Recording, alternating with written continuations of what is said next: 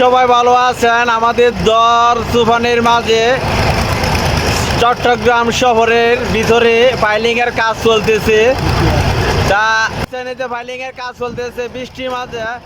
আমাদের বড় হোরম্যান সাহেব দেখেন, টাকা পয়সা কম তো তাই মনে করেন একটা ছাতা আনতে পারে নাই, মাথা সিমেন্টের বস্তা দিয়া এই বৃষ্টির মধ্যে বসিয়া ক্লাস মারতেছে। কিন্তু এমন কাজ করার থেকে না করাটাই ভালো। কাজ চালিয়ে যাইতেছে। তো ঈদে যদি বাড়িতে যাইতে হয় তাহলে বৃষ্টি আর রোদ নাই, কাজ করতে হবে। কিন্তু এই যে আরেক বড় ভাই দেখেন কেমন জায়গা কেমনভাবে নাচতেছে। আসলে মানুষের অনেকটাই কাজের আগ্রহ আছে। তার এই হোরম্যান সাহেবের জন্য সবাই দোয়া করবেন। বৃষ্টিতে উনি ভিজিয়া কাজ করতেছে। সবাই এই হোরম্যান সাহেবরে আপনারা লাইক কমেন্ট শেয়ার করবেন, ভিডিওটা বেশি বেশি শেয়ার করবেন।